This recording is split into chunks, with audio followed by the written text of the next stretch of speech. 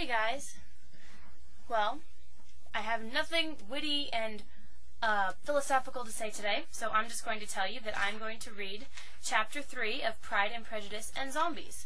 This is my first time going through the book, and if it's your first time too, that's awesome. I'm glad to be sharing it with you. If it's not, then just try to enjoy it anyway, okay? Chapter 3. Not all that Mrs. Bennet, however, with the assistance of her 5 daughters, could ask on the subject, was sufficient to draw from her husband any satisfactory description of Mr. Bingley.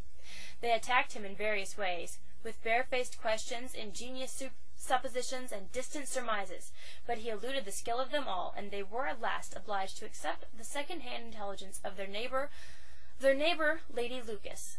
Her report was highly favourable. Sir William had been delighted with him. He was quite young, wonderfully handsome, and, to crown the whole, he meant to be at the next ball with a large party. Nothing could be more delightful.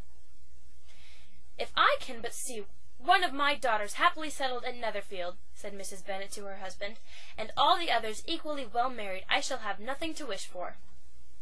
"And if I can see all 5 of them survive England's present difficulties, then neither shall I," he replied. In a few days Mr. Bingley returned Mr. Bennet's visit, and sat about 10 minutes with him in his library. He had entertained hopes of being admitted to a sight of the young ladies, whose beauty and fighting skill he had heard much, but he saw only the father.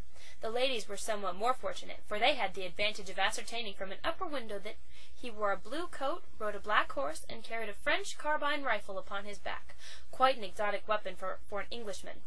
However, from his clumsy wielding of it, Elizabeth was quite certain that he had very little training in musketry, or any of the deadly arts.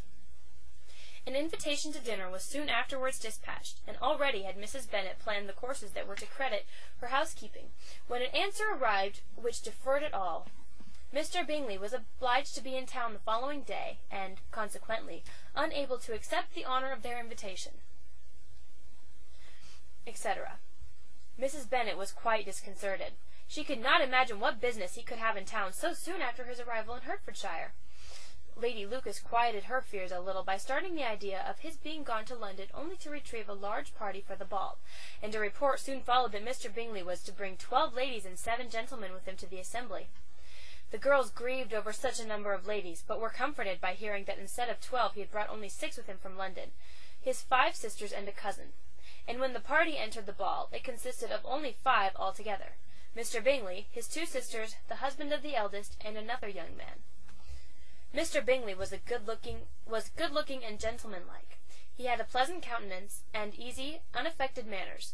His sisters were fine women with an air of decided fashion, but little in the way of combat training. His brother-in-law, Mr. Hurst, merely looked the gentleman, but his friend, Mr. Darcy, soon drew the attention of the room by his fine, tall person, handsome features, noble mien, and the report which was in general circulation within 5 minutes of his entrance, of his having slaughtered more than 1,000 unmentionables since the fall of Cambridge.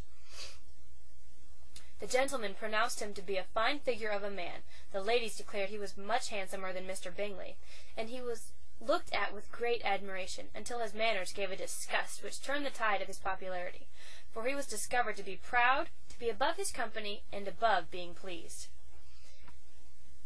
Mr. Bingley had soon made himself acquainted with all the principal people in the room. He was lively and unreserved, danced every dance, was angry that the ball closed so early, and talked of giving one himself at Netherfield. And though he lacked Mr. Darcy's proficiency both with sword and musket, such amiable qualities must speak for themselves. What a contrast! Mr. Darcy was the proudest, most disagreeable man in the world, and everyone hoped that he would never come there again. Among the most violent against him was Mrs. Bennet, whose dislike of his general behaviour was sharpened into particular resentment by his having slighted one of her daughters. Elizabeth Bennet had been obliged, by the scarcity of gentlemen, to sit down for 2 dances, and during part of that time Mr. Darcy had been standing near enough for her to hear a conversation between him and Mr. Bingley, who came from the dance for just a few minutes, to press his friend to join it. "Come, Darcy," said he, "I must have you dance. I hate to see you standing about by yourself in this stupid manner." "I certainly shall not. You know how I detest it, unless I am particularly acquainted with my partner. At such an assembly as this it would be insupportable. Your sisters are engaged, and there is not another woman in the room whom it would not be a punishment meet to stand up with." "Upon my honor," cried Mr. Bingley, "I never met with so many pleasant girls in my life as I have this evening, and there are several of them you see uncommonly pretty." "You are dancing with the only handsome girl in the room," said Mr. Darcy, looking at the eldest Miss Bennet. "Oh, she is the most beautiful creature I ever beheld, but there is one of her sisters sitting down just behind you, who is very pretty, and I dare say very agreeable." "Which do you mean?" And turning round, he looked for a moment at Elizabeth, till catching her eye, he withdrew his own, and coldly said, "She is tolerable, but not handsome enough to tempt me. I am in no humour at present to give consequence to young ladies who are slighted by other men." As Mr. Darcy walked off, Elizabeth felt her blood turn cold. She had never in her life been so insulted. The warrior code demanded she avenge her honor. Elizabeth reached down to her ankle, taking care not to draw attention. There her hand met the dagger concealed beneath her dress. She meant to follow this proud Mr. Darcy outside and open his throat. But no sooner had she grabbed the handle of her weapon than a chorus of screams filled the assembly hall, immediately joined by the shattering of window panes. Unmentionables poured in, their movements clumsy yet swift, their burial clothing in a range of untidiness. Some wore gowns so tattered as to render them scandalous. Others wore suits so filthy that one would assume they were assembled from little more than dirt and dried blood. Their flesh was in varying degrees of putrefaction. Their flesh was in varying degrees of putrefaction. And I've lost my spot. The freshly stricken were slightly green and pliant, whereas the longer dead were gray and brittle, their eyes and tongues long since turned to dust, and their lips pulled back into everlasting skeletal smiles. A few of the guests, who had had the misfortune of being too near the windows, were seized and feasted on at once. When Elizabeth stood, she saw Mrs. Long struggle to free herself as two female dreadfuls bit into her head, cracking her skull like a walnut, and sending a shower of dark blood spouting as high as the chandeliers. As guests fled in every direction, Mr. Bennet's voice cut through the commotion. "Girls! Pentagram of death!" Elizabeth immediately joined her four sisters, Jane, Mary, Catherine, and Lydia, in the center of the dance floor. Each girl produced a dagger from her ankle and stood at the tip of an imaginary five-pointed star. From the center of the room they began stepping outward in unison, each thrusting a razor-sharp dagger with one hand, the other hand modestly tucked into the small of her back. From a corner of the room, Mr. Darcy watched Elizabeth and her sisters work their way outward, beheading zombie after zombie as they went. He knew of only one other woman in all of Great Britain who wielded a dagger with such skill, such grace, and deadly accuracy.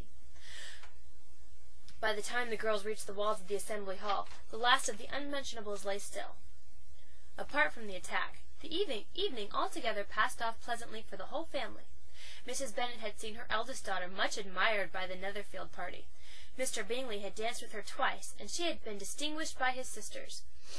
Jane was as much gratified by this as her mother could be, though in a quieter way. Elizabeth felt Jane's pleasure. Mary had heard herself mentioned to Miss Bingley as the most accomplished girl in the neighborhood, and Catherine and Lydia had been fortunate enough never to be without partners, which is all they had yet learned to care for at a ball. They returned, therefore, in good spirits to Longbourn, the village where they lived, and of which they were the principal inhabitants. That is the end of Chapter 3, and I'm sorry that I stuttered and had to find my spot so much. But yeah, hope you had fun.